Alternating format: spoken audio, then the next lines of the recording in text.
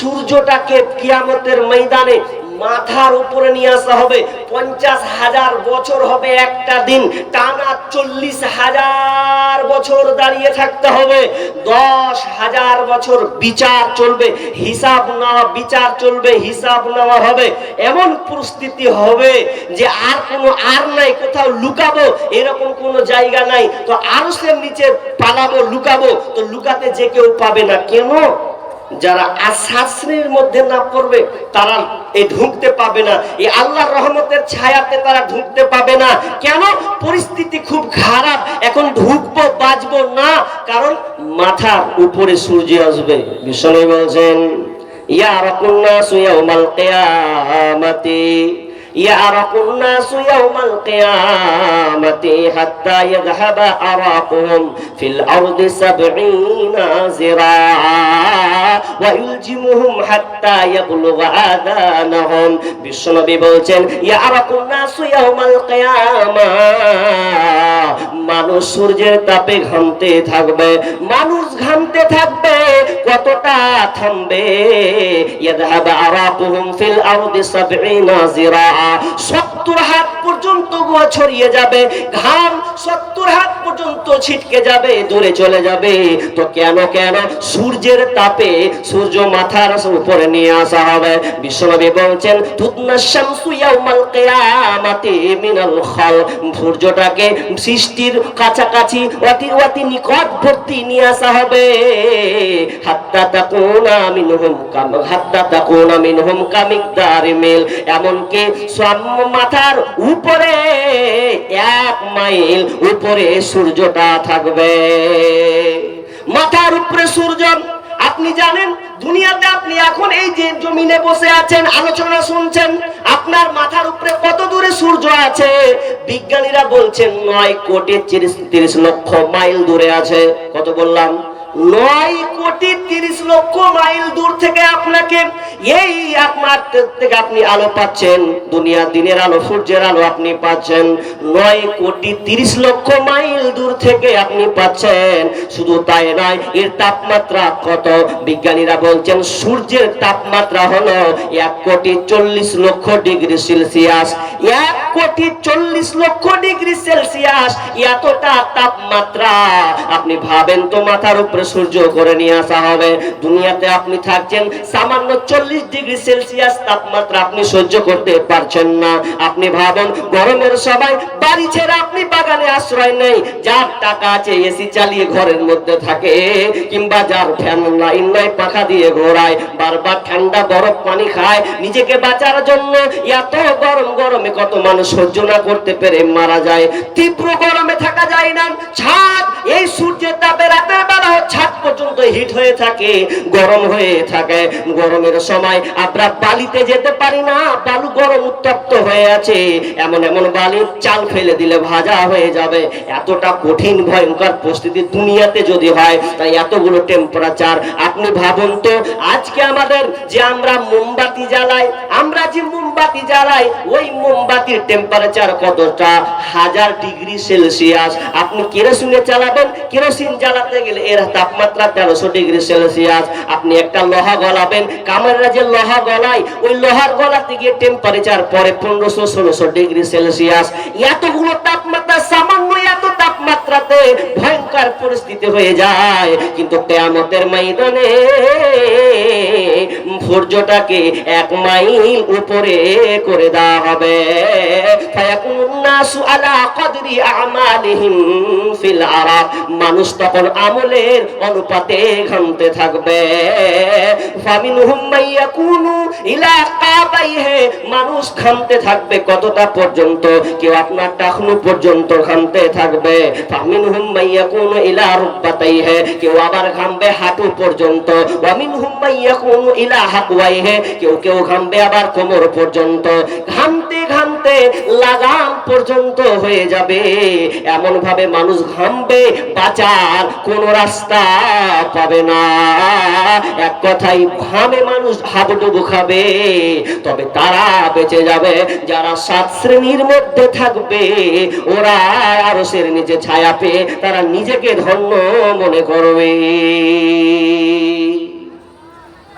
সাত শ্রেণীর মানুষ এই আরশের নিচে ছায়া পাবে, যে ছায়াটা আল্লাহর রহমতের ছায়া। তাহলে সাত শ্রেণীর মধ্যে আমাকে পড়তে হবে, তাহলে আমি ওখান থেকে বেঁচে যাব।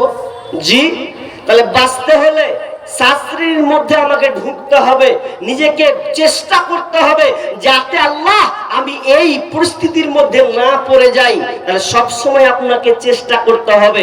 তা আমি আবার সরাসরি আর লম্বা করছি না। তাহলে এখন মাথা সূর্যের উপরে, অবস্থা খুব খারাপ, কিন্তু সাত শ্রেণীর মানুষ যারা, তারা থাকবে শান্তিতে আরশের ছায়ার নিচে।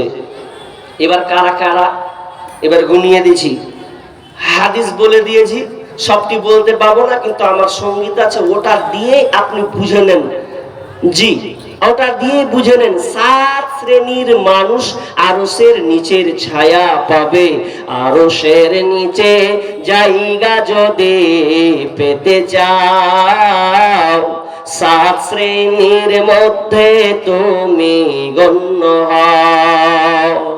আরশের নিচে জায়গা যদি পেতে চাও, সাত শ্রেণীর মধ্যে তুমি গণ্য হও। শাসক যদি হয়ে থাকো, নেই পরায়ণ হও, ইবাদতের মধ্য দিয়ে যৌবন কাটাও। আরশের নিচে জায়গা যদি পেতে চাও, সাত শ্রেণীর মধ্যে তুমি গণ্য হও। মসজিদেতে বেঁধে রাখো তোমার ওই অন্তর, আল্লাহর জন্য ভালোবাসো যুগ থেকে যুগান্তর। অশ্রু দিয়ে চক্ষু ঝরাও, অশ্রু দিয়ে চক্ষু দিয়ে অশ্রু ঝরাও, আল্লাহর শরণে আল্লাহর জন্য ভালোবাসো রমনে বরণে। আরশের নিচে জায়গা যদি পেতে চাও, সাত শ্রেণীর মধ্যে তুমি গণ্য হও। বিশ্বনবী সাত শ্রেণীর কথা বলেছেন। নাম্বার এক, আল ইমামুল আদিল। এক নাম্বার, নেই পরায়ণ নেতা, নেই শাসক, ইনসাফ কায়েম করনে ওয়ালা শাসক, যে কিনা ইনসাফের সঙ্গে আমানতদার সাথে, ইনসাফের সাথে নেতার তার দায়িত্ব পালন করবে, সে আরশের নিচে ছায়া পাবে। এক নাম্বার কে? এক নাম্বার কাকে ধরলেন? নেতা। যে নেতা হবে সে আরশের নিচে ছায়া পাবে। যে নেতাটা নেই পরায়ণ নেতা হবে। নেই পরায়ণ নেতা, মানুষ খালি প্রধানের পদ পেয়েছে তো খালি হুবিয়েছে, পেয়েছি। যে প্রধান হচ্ছে বলছে হুবিয়ে 5 বছর চলবো, 5 বছর তুমি 5 বছর চলবে, তুমি ফুটে আছো, তুমি ফুটে আছো। কিভাবে ফুটে আছো আমি সব জায়গায় উদাহরণ দিই। উদাহরণটা কি? উদাহরণ দেন, হেলিকপ্টার আর একটা সাইকেল। এদিকে এদিকে দেখেন, একটা হেলিকপ্টার একটা সাইকেল। আচ্ছা বলুন কোনটা বেশি খাতরাতে আছে? হ্যাঁ, হেলিকপ্টার। হেলিকপ্টার খাতরাতে আছে। কেমন? যে কোটিপতি, যাকে আল্লাহ অঢেল সম্পদ দিয়েছে, ও হেলিকপ্টার নিতেই পারে, মালিক হতেই পারে। যে হেলিকপ্টার বসে আছে, ও ভাবছে আমি কত বড়, দেখছিস আমি জমিনে লয় আসমানে ভাসছি, খুব উড়ছি, আমি খুব উড়ছি, আমি আমার মতন কে আছি দেহে। কিন্তু ও জানে না কত রিস্ক। যে বসে আছে হেলিকপ্টার, খুব সম্মানীয় মানুষ, কিন্তু ওকে বুঝতে হবে কেমন। হেলিকপ্টারে চেপে আছে, হেলিকপ্টার সিগন্যাল তার ওপেন হয়ে আছে, চলতে আছে। আচ্ছা বলুন, যদি হেলিকপ্টারটা কোনো জায়গায় মেরে দেয়, যদি এক জায়গায় কোনো জায়গায় ঠুকে দেয়, কেউ যদি একটা পাথর চালায় বা কিংবা আর কিছু হয়ে যায়, এক কথায় আসমানের উপরে যদি অ্যাক্সিডেন্ট মেরে দেয়, আচ্ছা বলেন ওকে কি আর পাওয়া যাবে? ওকে আর পাওয়া যাবে না। কিন্তু অপোজিটে যান, যেই ছেলেটা একটা রাখাল ছেলে, গরিবের ছেলে, সাইকেল চালায়, তো সাইকেল চালাতে গিয়ে যদি কোনো জায়গায় ধাক্কা মেরে দেয়, যেমন ধরেন দেওয়ালে মারলো কিংবা আর কোনো জায়গাতে মারলো, কিংবা আপনার কিনা লাড়াতে, এক কথায় লাড়াতে মেরে দিল, এখন মারার সময় পোয়ালে মেরে দিয়েছে, আচ্ছা বলেন ওকে পাওয়া যাবে কি পাওয়া যাবে না? পাওয়া যাবে, ওকে নিয়ে গিয়ে আবার ওকে ঠিক ফিরিয়ে পাওয়া যাবে।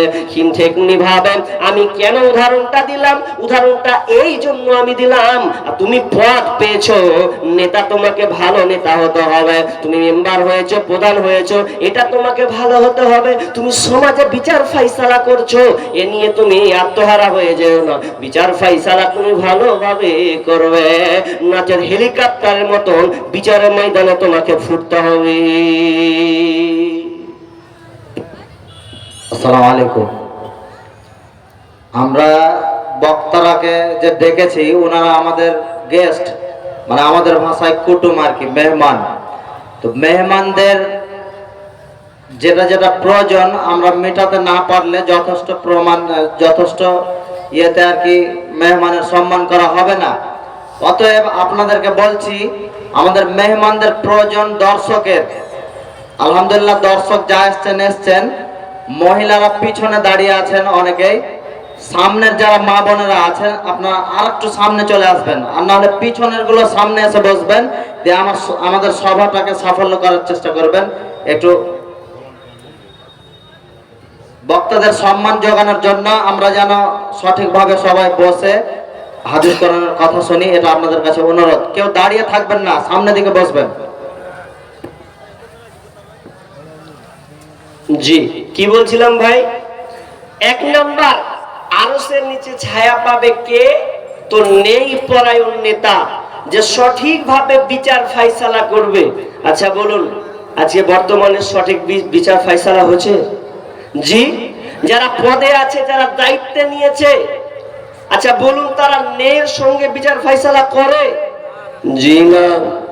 নবীজি আফসোস করে গেছেন, আফসোস করেছেন এই জামানার ব্যাপারে, যে নেই পরায়ণ তো দূরের কথা, যেই নেতাগুলো বর্তমানে এখন আমাদের আছে হাদিসের সঙ্গে হুবহুব মিল আছে। বিষ্ণু বলেছেন, ওয়াসাদাল কাবিলাতা ফাসিকুহুম ওয়া কানা যাঈমুল কওমি আরযালাহুম ওয়া উকরিমার রাজুল মাখাফাতা শাররি। এক কথায় আমি আপনাকে গুটিয়ে দিয়েছি এটাই, যে যারা বর্তমানে যারা নেতা হবে, বিশ্বনবী এই কিয়ামতের আলামতের ব্যাপারে নেতাদেরকে টেনে ধরে এনেছেন। কারণ নেতারা কেমন হবে? নিচু পর্যায়ে ফাসিক লোক, লম্পট লোক, সুদারু, বাটপার, বেঈমান, এই ধরনের লোকেরা দেশের দায়িত্ব নেবে, সমাজের দায়িত্ব তারা চালাবে। আর ওরা যখন পদ পাবে, বিশ্বনবী আফসোস করে গেছেন দুই শ্রেণী লোকের মধ্যে। ওই দুই শ্রেণী আল্লাহ রাসূল দেখেননি, তার মধ্যে একটা হলো নিজের গরু নিজের মতন চাবুক থাকবে, নিজের নেই চাবুক থাকবে, আর ওই দিয়ে মানুষকে প্রহার করবে, মারবে। আজকে বিচার ফাইসালা গুলো অবাক লাগে, যার কোনো দোষ নাই তাকে দোষী বানিয়ে তার উপরে ফাইন মারা হয়, দোষী বানিয়ে তাকে জেলে ভরা হয়, বিভিন্ন জায়গায় তাকে অপমান করা হয়। অথচ বিশ্বনবী যখন তিনি মক্কা বিজয় করলেন, মক্কা যখন তার হাতে চলে আসলো, এমন সময় ইসলাম প্রচার যখন শুরু হয়ে গেল, ইতিমধ্যে কিছুদিন মধ্যে এমন একটা ঘটনা ঘটে গেল, যেই ঘটনা আপনার কি নাম বানিয়ে একটা ঘটনাকে, যে কুরাইশ বংশের একজন নারী একজন মেয়ে চুরি করেছে, আর চুরি করে তার শাস্তি হবে। তারা জানতেন যদি কেউ চুরি করে আর চুরি করার পর যদি ধরা পড়ে, তার হাতটাকে কেটে ফেলতে হবে। এখন তো অবস্থা খারাপ, এত বড় উচ্চ বংশীয় কুরাইশ বংশ, এত মর্যাদার একটা বংশ, আমাদের চুলকানি লেগে গেছে, এখন কি করা যায়? মান সম্মানের তো ব্যাপার আছে। এই জন্য তিনি কি করলেন? কেউ বলার সাহস পাচ্ছে না, নবীর কাছে কে যাবে, কে বলবে? আর যে বিচারটাকে একটু অন্যদিকে ঘুরিয়ে দেওয়া যায় কিনা, কাউকে না পেয়ে তারা একটা কাজ করলো কি, একজন ছোট অল্প বয়সের ছেলে, কাকে? তো উসামা বিন জায়েদকে তারা চয়েস করলো। কারণ উসামা বিন জায়েদকে আল্লাহ রাসূল কতটা ভালোবাসতেন, খুবই ভালোবাসতেন। উসামা বিন জায়েদকে বললেন, উসামা তুমি যাও, বিশ্বনবীকে তুমি এটা বলো, তোমার দ্বারা এটা সম্ভব হবে। তো শেষমেশ উসামা বিন জায়েদ তিনি আল্লাহ রাসূলের কাছে গেলেন, যাওয়ার যাওয়ার পর বলছেন, ইয়া রাসূলুল্লাহ, আমি এসেছি ফাতেমার ব্যাপারে, কারণ ওই বংশের নাম, ওই যে মেয়েটা চুরি করেছিল ওর নাম হলো ফাতেমা, তো ফাতেমার ব্যাপারে এসেছে। কি হলো? বলছে একটু বিচারটা কি অন্যদিকে ঘোরানো যায় না? যখনই এই কথা বলেছেন, বিশ্বনবীর চোখ লাল বর্ণের হয়ে গেছে। আর যখনই হয়ে যাওয়া, তখন সঙ্গে সঙ্গে রাগান্বিত হয়ে গেলেন। তিনি বুঝতে পারলেন খুব খারাপ অবস্থা। এমন সময় লোককে জমায়েত করলেন, দাঁড়িয়ে গেলেন। দাঁড়িয়ে গিয়ে তিনি ভাষণ দিলেন, কিছু কথা বললেন। বলতে বলতে তিনি বললেন, ও আমার এলাকাবাসী, তোমরা শোনো, তোমরা আমাকে দিয়েছো উসামা বিন সাইদের মাধ্যমে শেখার একটা সুবিচার, কিন্তু না, কোরআনের বিপক্ষে তো যাওয়া যায় না। তোমরা এটা করতে, এটা কখনোই সম্ভব হতে পারে না। বরং কোরআন বলেছে তার হাতকে কেটে নিতে হবে, অতএব হাত কাটতে হবে। শোনো, তোমরা বলেছো ফাতেমার কথা, আরে ওই ফাতেমা যদি আমার নিজের মেয়ে হতো, আমার কলিজার টুকরা কন্যা নিজের ফাতেমাও যদি হতো, তাহলে আমি কি করতাম? লাউকানা বিনতে ফাতেমা, আমার মেয়ে যদি হতো নিজের মেয়ে, তবু আমি আমার মেয়ের হাতকে আমি কেটে দিতাম। এরই নাম হলো সুবিচার। শোনা যাবে না? আমার নিজের, আমার বংশের এটা দেখার দরকার নাই, কারণ আল্লাহ সুবহানাহু ওয়া তাআলা বলেছেন, ওয়াইদা হাকামতুম বাইনান নাসি আন তাহকুমু বিল আদল, যখন তোমরা বিচার ফয়সালা করবে, ন্যায়ের সঙ্গে বিচার ফয়সালা করবে। নিজের বলে বাঁচিয়ে নিব, এটা চলবে না। জি, তাহলে ন্যায় পরায়ণ নেতা হতে হবে। সময় নাই তো, আর 10 মিনিট লিব, কিছুক্ষণ কালেকশন করব, ঘড়ি দেখছি আর চালাচ্ছি। তো একটা হলো, দ্বিতীয় নম্বর কি? ওয়াশাবুন নাশাআ ফি ইবাদাতি রাব্বি, যেই যুবক তার যৌবন বয়সে আল্লাহ রাস্তায় অতিবাহিত করেছে, আল্লাহ রাস্তায় কাটিয়েছে, ওই যুবকটা আরশের নিচে ছায়া পাবে। ওয়াশাবুন নাশাআ ফি ইবাদাতি রাব্বি, ওই যুবকটা আরশের নিচে ছায়া পাবে, যেই যুবকটা, যার যৌবনটা আল্লাহ রাস্তায় কেটেছে। জি, এবার যদি আমি আপনাদেরকে প্রশ্ন করি যে আরশের নিচে ছায়া, আজকে বর্তমান ইয়ং জেনারেশন যারা যুবক আছে, ওরা আরশের ছায়া পাবে? জি, কারণ আজকের ইয়ং জেনারেশন যুবক যারা, যুবতী যারা, তারা মনে হয় আল্লাহর ইবাদতে পার করছে।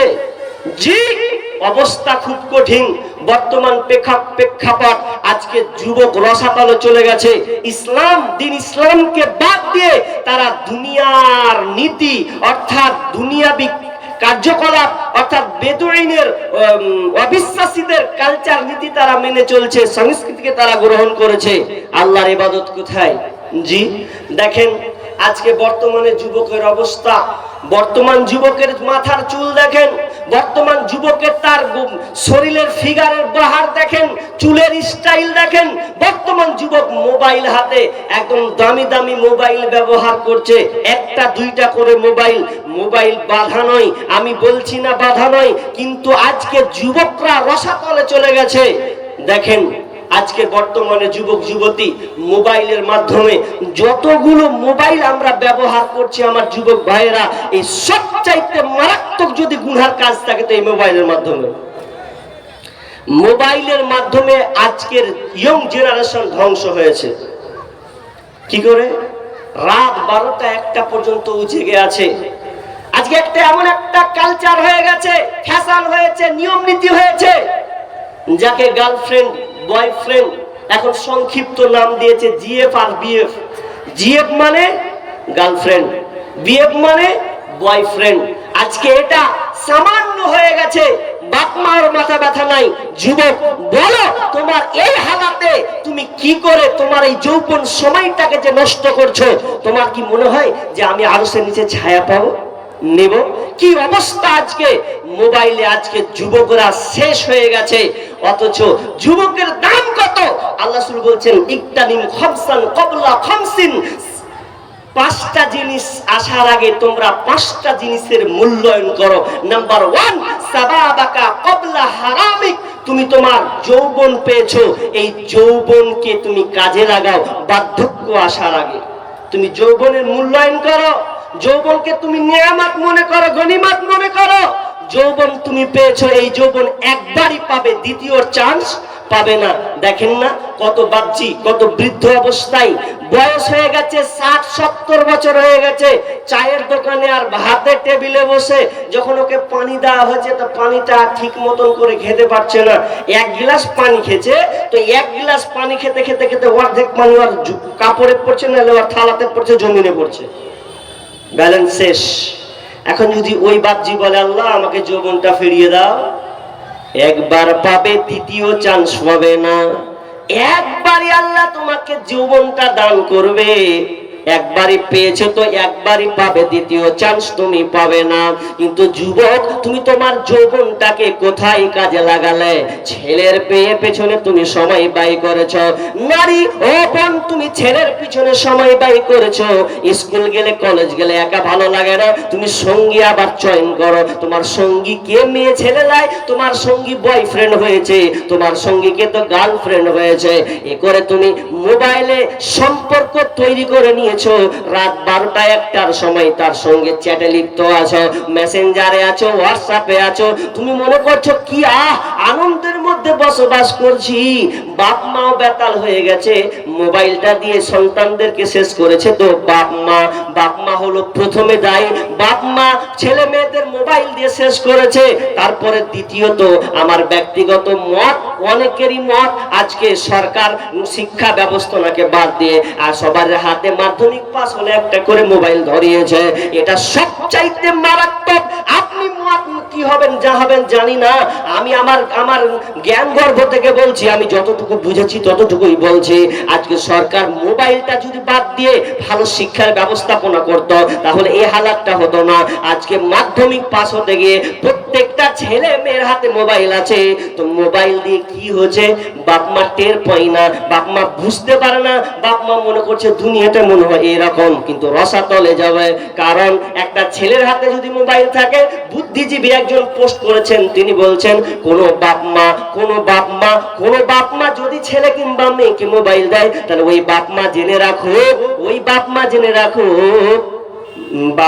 রাখো ওই মেয়ের জন্য পর পুরুষের জায়গা করে দিয়েছে।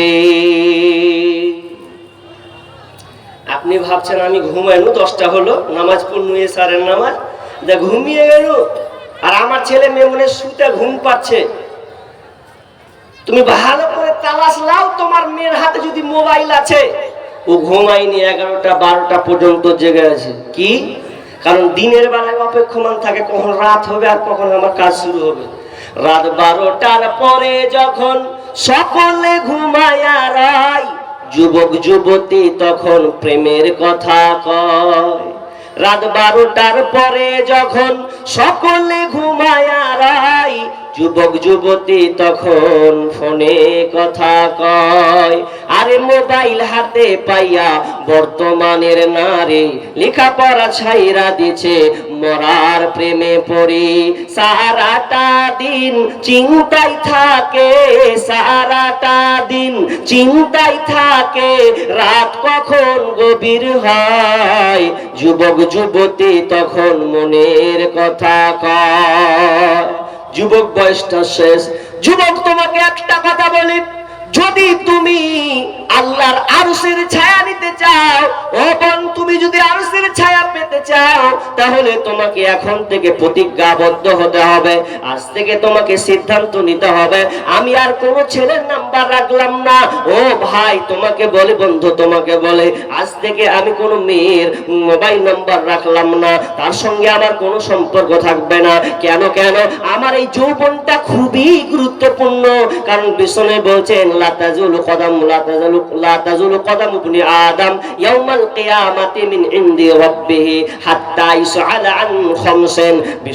বিষ্ণু বলছেন, আল্লাহ সুবহানাহু ওয়া তাআলা বিচারের ময়দানে কোন আদম সন্তানের পা এক বিন্দু নড়াচড়া করতে পারবেন না, যতক্ষণ না তারা এই 5টার প্রশ্নের সম্মুখীন না হবে। নাম্বার 1, 1 নাম্বার আন উমুরিহি ফিমা আফনাহু, তার জীবনটাকে সে কিভাবে চালিয়েছে। 50 বছর জিন্দেগি পেয়েছে, 60 বছর পেয়েছে, হিসাব দাও। তারপর তারপরে কোন কথা। 1 নাম্বার প্রশ্ন করা হবে আন উমুরিহি ফিমা আফনাহু, নাম্বার 2 ওয়ান সাবাবিহি ফিমা আবলাহু, তুমি তোমার যৌবনটাকে কেমন করে পার করেছো, কোথায় কাটিয়েছো, কিভাবে কাটিয়েছো, আজকে হিসাবটা তুমি বুঝিয়ে দাও। হিসাব যতক্ষণ না বুঝাবে রে, ততক্ষণ পর্যন্ত তোমার কদম, তোমার পা নড়াচড়া করার কোনো সুযোগ থাকবে না।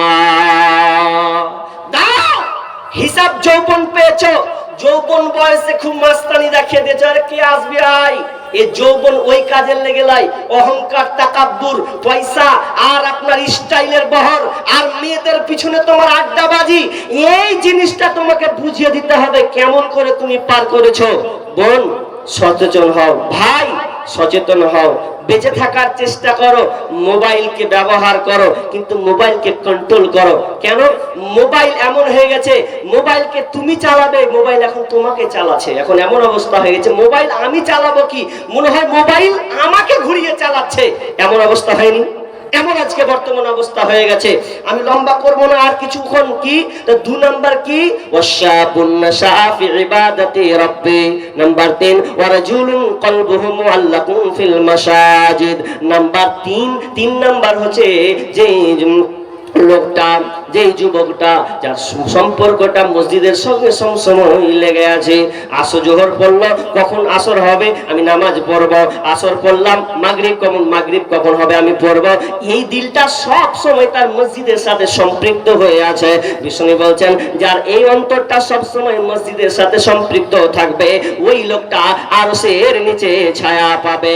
ওয়ারাজুলান তাহাব্বা ফিল্লাহি ইসতামা আলাইহি ওয়া তাফাররাকা আলাইহি, ওই লোকটা, যেই লোকটার ভালোবাসা, দুজনে ভালোবাসে আল্লাহর জন্য, আল্লাহর জন্য তার এক অপরকে ভালোবাসে, কিন্তু আল্লাহর জন্য তাদের সম্পর্ক হয়েছে, আবার আল্লাহর জন্য তাদের সম্পর্ক বিচ্ছেদ হয়েছে, এই রকম লোক আরশের নিচে ছায়া পাবে। আর তারপরে বলছেন ورجلان تحابا في الله اجتمعا عليه وتفرقا عليه ورجل تساوى ورجل। তার 5 নম্বর হচ্ছে, 5 নম্বর বিশ্বনবী বললেন ওই লোকটা, যেই উচ্চ বংশীয় মহিলা, উচ্চ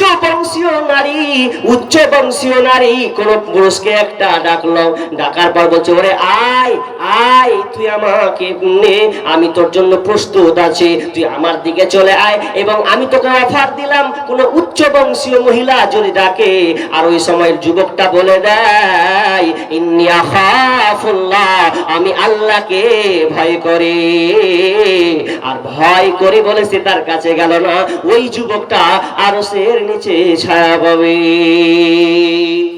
ওই যুবকটা আরশের নিচে ছায়া। কে? একটা মেয়ে বলছেন হ্যালো, আপনি সঙ্গে বলছেন নারীর গর্ব, নারীর আওয়াজ,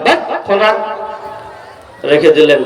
ফের কেউ লাগাচ্ছে, কার সঙ্গে সম্পর্ক হলো, কেউ আপনাকে কুপ্রস্তাব দিচ্ছে কোন নারী, আপনি বলছেন সিধা হাট, আমার রাস্তা আমি, তোর রাস্তা তুই। আপনি সুযোগ পাচ্ছেন, কিন্তু সুযোগটা কেটে দিচ্ছেন, এড়িয়ে দিচ্ছেন। জি না, কারণ আমি আল্লাহকে ভয় করি। সাবধান বোন, সাবধান হয়ে যাও। এ বলে তুমি এড়িয়ে চলে গেলে, তাহলে ওই যুবকটা আরশের নিচে ছায়া পাবে। জি, যুবক পারবে? কোন মেয়ে তোমাকে, সুন্দরী মেয়ে তোমাকে ডাকলো, তোমাকে অফার দিল, তো তুমি অফারটাকে প্রত্যাখ্যান করবে, বাদ দিয়ে দেবে? তোমার দ্বারা সম্ভব হবে? জি। তাহলে ছোট্ট করে একটা বলি, তাহলে তোমার মনে ঈমানের তাজা বাড়বে। কেমন? উবাইদ বিন উমাইর একজন বিজ্ঞ, একজন আলেম, মক্কা। উবাইদ বিন উমাইর একজন বিজ্ঞ আলেম, এত বড় পণ্ডিত, আল্লাহওয়ালা মানুষ। তো মক্কার একজন স্ত্রী, একজন বিবি আয়নার সামনে মুখের চেহারাকে দেখছে, দেখার পর বলছে আমার চেহারা দেখছি। ওর স্বামীকে বলছে স্বামী তুমি তো পাগলা হয়েছো, যাকে ডাকবো সেই পাগলা হবে। বলছে তোর মাথা খারাপ, কি বলছিস তুই? বলছে ঠিকই বলছি, দেখছেন আমার চেহারা, দেখছেন চেহারা আমার এত সুন্দর, যে কোনো ছেলেকে ডাকবো ও পটে যাবে। তখন ওর স্বামী বলছে রাগে জ্বালাতে, তোর মাথা খারাপ, তুই সুন্দরী বলে যেমন তাই বলবা? বলছে এমন একজন লোক আছে, যে লোকটাকে যা তোকে পাত্তাই দিবে না। তো বাজি খেলছে যে তুমি কেমন কথা কইছো, আমার স্বামী আমাকে পাত্তা দিবে না, মানে আমাকে পারমিশন দাও, একবার বলে দেখো ওই লোকটাকে যদি আমি পাগলা না করে দিই। ওই যা তোকে পারমিশন দিনু। উবাইদ বিন উমাইর দাস দিচ্ছেন, দাস দিচ্ছেন আর ওই সময়তে চলে গেছে। এমন সুন্দর করে সেজেছে ও। মেয়ে সৌন্দর্য প্রকাশ করলে, বহি প্রকাশ করলে তো সুন্দর হবে, তো এত সুন্দর করে ও সেজেছে, দেওয়ার কাজ চলে গেছে। চলে গিয়ে বলছেন আসসালামু আলাইকুম। ওয়ালাইকুম আসসালাম। তুমি কি করে ঢুকলে? এই পোশাকে কেমন করে আমার কাছে ঢুকলে বলো? বলছে আপনি আমাকে রাগ করিয়েন না, আমি ঢুকে পড়েছি, যেভাবে হোক আমি ঢুকে পড়েছি। তো বলছে তুমি এই কাপড়ে এমন ভাবে এসেছো যে তুমি আমার কাছে কেন এসেছো? তো মেয়েটা বলছে হুজুর আমি আপনার প্রেমে পাগল হয়ে গেছি, আমি আপনার প্রেমে আত্মহারা হয়ে গেছি। আপনার যখন থেকে শুনেছি আপনাকে ছাড়া আর ভাল লাগে না, আপনাকে আমি অফার দিয়ে দিলাম, আপনি আমাকে ভোগ করতে পারেন, আমার কাছে আপনি আসতে পারেন, এটা আপনাকে সুবর্ণ সুযোগ দেওয়া হলো। যেমনই কথা বলা, উবাই বিন উমাইর বলছেন খবরদার এরকম কথা তুমি বের করো না। শোনো, বলছে আমি বের হব না যতক্ষণ পর্যন্ত তুমি আমার কথার সাড়া না দেবে। তখন উবাই বিন উমাইর কত চালাক মানুষ ছিলেন, তখন তিনি বলছেন একে তো বের করতে হবে, একে একটা ভয়ের মধ্যে নিয়ে আসতে হবে। তখন বলছেন ও মহিলা শোনো, ঠিক আছে তোমার আমি আবদার পূরণ করে দেব, আমি তোমার দিকে ঝুঁকি মারব, তবে আমার কয়েকটা প্রশ্ন আছে, এই প্রশ্নের উত্তর তোমাকে দিতে হবে। নাম্বার 1, বলো তুমি এ মহিলা তুমি বলো, যখন তোমার মালাকুল মউত আসবে, যখন তোমার প্রাণ পাখিটাকে বের করে নিয়ে যাবে ওই সময়তে, আর আমি যদি বলে আসো মেয়ে এখন আমরা দুজনে নির্জনে চলে যাই, আচ্ছা বলো তো তুমি এটা কি চাইবে? মহিলা বলছেন না না না, এটা কেন চাইবো? আমার প্রাণ পাখি বেরিয়ে যাবে, আত্মা বের হবে, মালাকুল মউত বের করে দেবে, ওই সময় আমার মরণ হবে, আমি ওই সময় খারাপ কাজ করতে পারি না। এবার বলছে তাহলে ঠিক আছে চলো, তোমাকে কবর নিয়ে যাওয়া হলো। ধরো এবার কবর নিয়ে যাওয়ার পর যখন মুনকার নাকির যখন তোমার কাছে আসলো, আর আমি ওই সময় যদি বলি চলো মেয়ে তোমার তামান্নাটা আমি মিটিয়ে দিই, আচ্ছা তুমি কি চাইবে? মেয়ে বলছে না না না, ছি ছি ছি, না না, এটা তো কখনোই আমার দ্বারা সম্ভব নয়। আচ্ছা ঠিক আছে চলো, উত্তর ঠিক আছে। এবার বলো যখন কিয়ামতের ময়দানে হাজির করা হবে, আর আমি যদি বলে ও মেয়ে চলো তোমার তামান্নাটা মিটিয়ে দিই, আচ্ছা তুমি কি চাইবে? মেয়ে বলছে না না না, এটা আমি তো কখনোই চাইবো না। তো এই করতে করতে পুলসেরা পর্যন্ত যখন তাকে প্রশ্নের সম্মুখীন করা হলো, ওই মহিলাটা আর থাকতে পারলো না, চোখ দিয়ে ঝরঝর করে পানি পড়ে সে ব্যাকেট কেটে বাড়ি চলে গেল। স্বামী আবার উল্টা হয়ে গেছে। কি হয়েছে?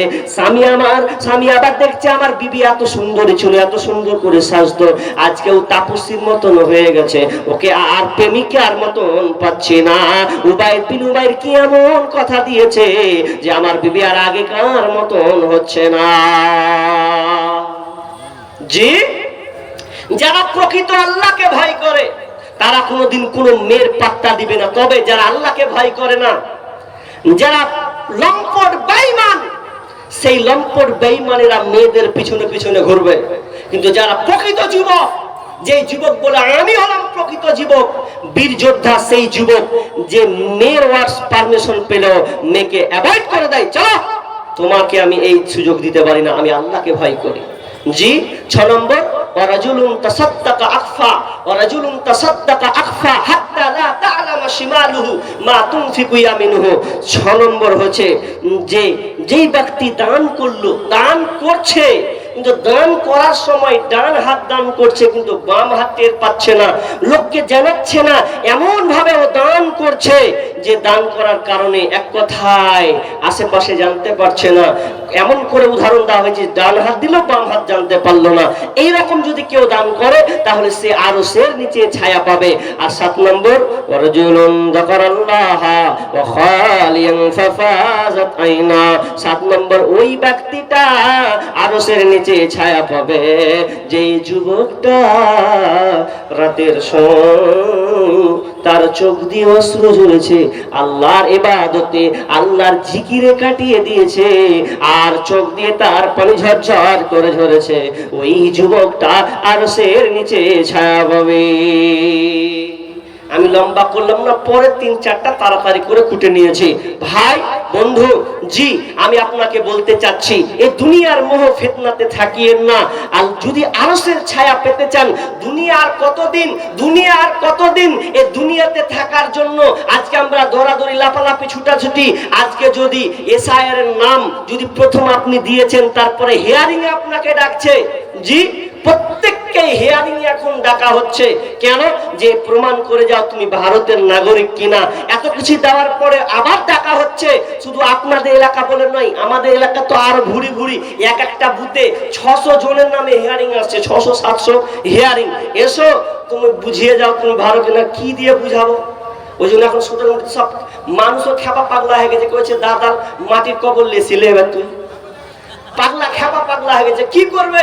একজনকে দেখছি মাথায় টিনে করে যা দলিল ছিল সব মাথায় করে চলেছে। লে এবার কি লিবি? আমি বুঝতে পারি না কিছু। কি দিব তোকে? কি লিলে আমি ভারতের নাগরিক হব? বাপরা তো যেখানে মরে গেল সেখানে। তো যাই হোক, আপনারা চেষ্টা করুন, আল্লাহর কাছে দোয়া করুন। আমি যেটা বলতে চাচ্ছি, দুনিয়ার ব্যাপারে আপনি এত কিছু রেডি করছেন যে আমি ভারতের নাগরিক কিভাবে প্রমাণ করব।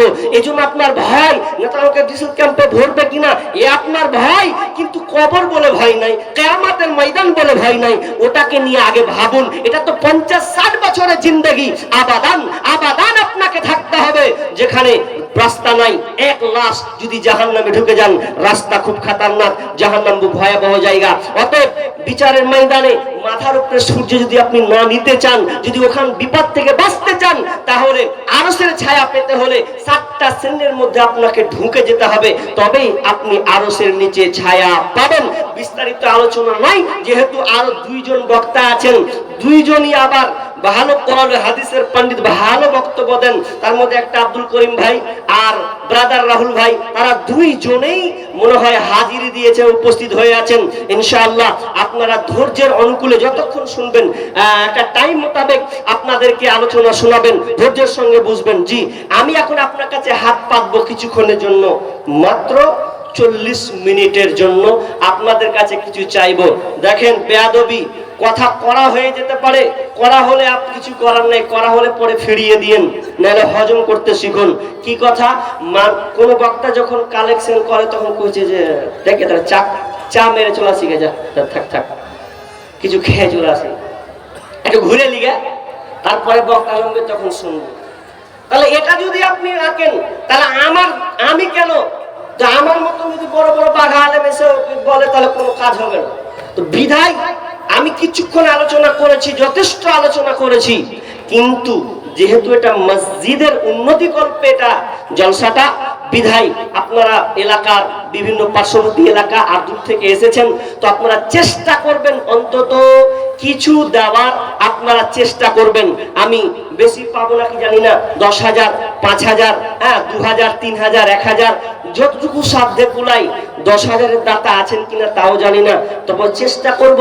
প্রথম নম্বরে কেউ যদি থাকেন যে আমি 10,000 টাকা দিয়ে এই প্রথম আমি শুরু করলাম, এই দানের ধারাটা আমি শুরু করলাম, একজন 10 বলেন, একজন 5 করে বলেন। দেখেন সাহাবীদের বৈশিষ্ট্য ছিল কেমন, যে আল্লাহ রাসূল যখন দানের কথা বলতেন, বা যুদ্ধর ব্যাপারে, বা কোনো অভাব হলে, কোনো কিছুর প্রয়োজন হলে, বাইতুল মালের প্রয়োজন, তো তখন তিনি যখন চাইতেন, তখন সাহাবীদেরকে নিয়ে চাইতেন। তো সাহাবীরা কি করতেন? উঠে পালিয়ে যেতেন, মনে হয় না? উঠে পালাতেন না, ওনারা বসতে থাকতেন, না পারলেও বসে থাকতেন। মুখ দিয়ে তো আপনি এই দুয়াটা বলবেন যে আল্লাহ আমি অসহায়, আমি গরিব, আল্লাহ আমি পারবো না। তো আপনি আল্লাহ যে দিছে, আল্লাহ তুমি তাকে দেওয়ার তৌফিক দাও, আল্লাহ যেন আমিও দিতে পারি, আল্লাহ তোমাকে তৌফিক দাও, এরকম একটা মুখ দিয়ে দোয়া করবেন।